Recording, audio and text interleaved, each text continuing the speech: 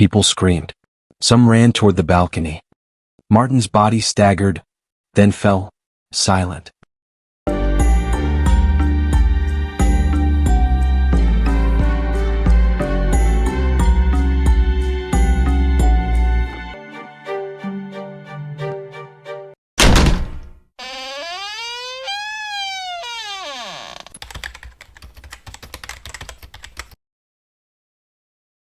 Once upon a time, in the shadows of racism and fear, a voice was born, a voice that carried hope.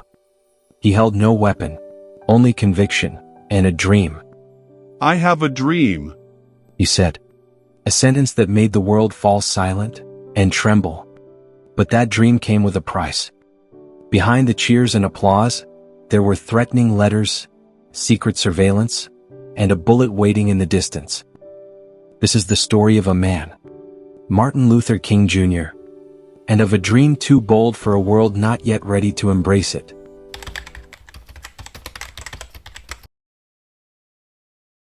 The year was 1955.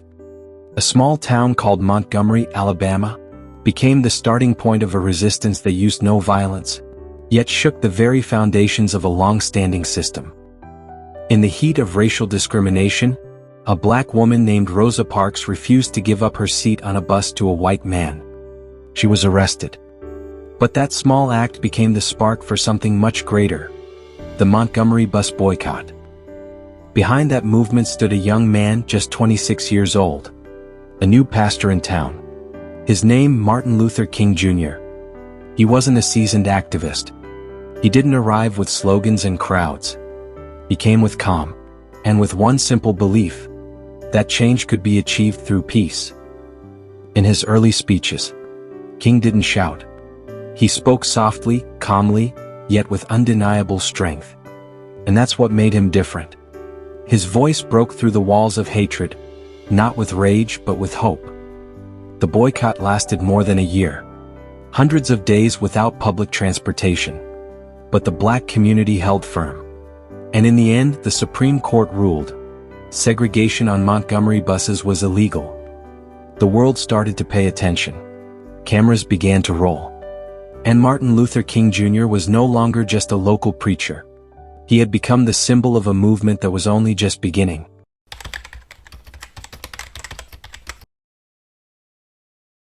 August 28, 1963. Over 250,000 people gathered in Washington, D.C., beneath the shadow of the Lincoln Memorial, to demand rights that should have been theirs long ago. That afternoon the air felt heavy. Not from the summer heat, but from the mix of hope and anger that filled the sky. And when the microphone was handed to him, Martin Luther King Jr. stood tall.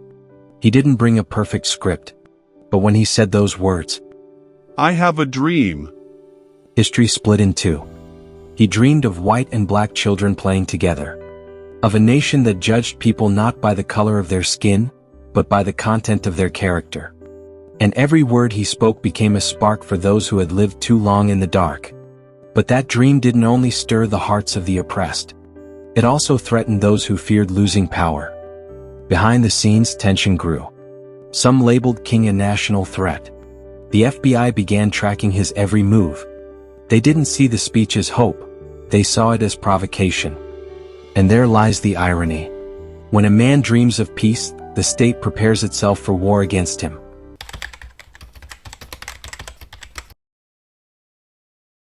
After the "I Have a Dream" speech, Martin Luther King Jr. was no longer just an activist. He became a global icon, the face of peaceful resistance and a symbol of a shifting power structure that frightened many. But that fame came with consequences. Behind the smiles of his supporters were weekly messages of intimidation. His home phone rang late at night, delivering words meant to break his resolve. His children were closely guarded, and his wife lived in constant tension. But the greatest pressure did not come from the outside. It came from within the system itself. The FBI, under the leadership of J. Edgar Hoover, considered King a figure that needed strict surveillance. They recorded his communications, tracked his activities, and spread rumors to weaken his image in public. One anonymous letter even attempted to break King's spirit and morality, all in the name of national security. Why was this happening? Because King began speaking not only about race, but about power structures, poverty, and war. He opposed America's involvement in Vietnam. He united poor workers of all races. He started disrupting a system too comfortable with inequality. And at that point, his dream was seen as too big, too unsettling. He was no longer just a dreamer, but someone whose presence began to make the powerful feel uneasy.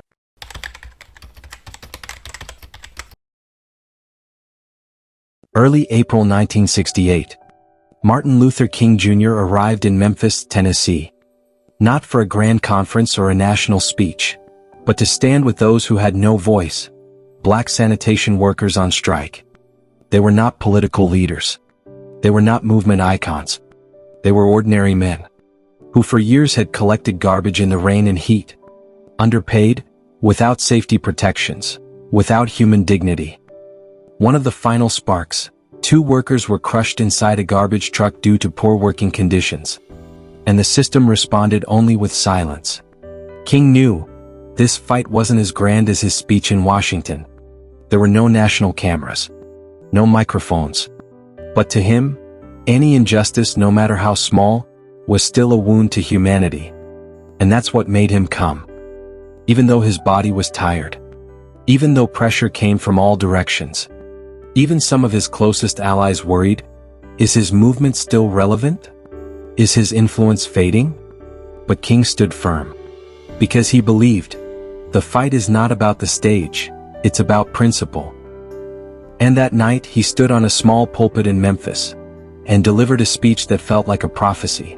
And I've seen the promised land. I may not get there with you, but I want you to know tonight that we as a people will get to the promised land.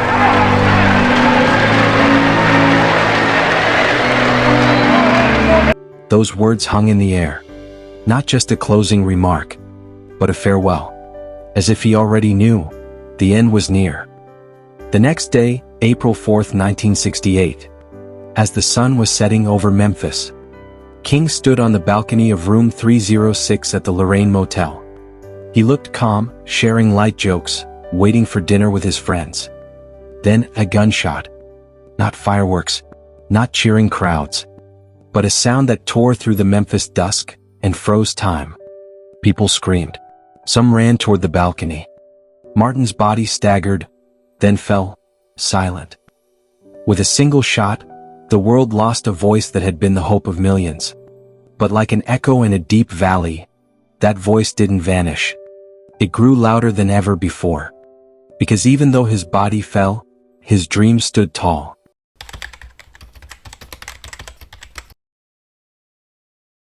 After his death, the world seemed to pause.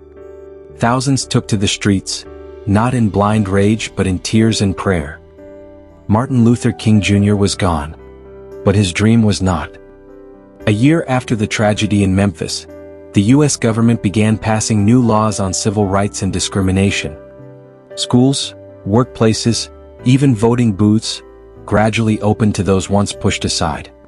But beyond legal reforms, King's legacy lived on in the way people thought. In the voices of protesters demanding justice. In classrooms where children of different backgrounds sat side by side. In modern movements that continue to fight for equality, from race to economics. And every year in January, the world remembers his name. But that remembrance isn't just about looking back. It's a reminder, the struggle is not over. Because while his dream has inspired millions, the world we live in today still holds deep inequality. So the real question is not just what did King leave behind, but are we still walking the same path? Or have we quietly drifted away from the dream that once made the world believe?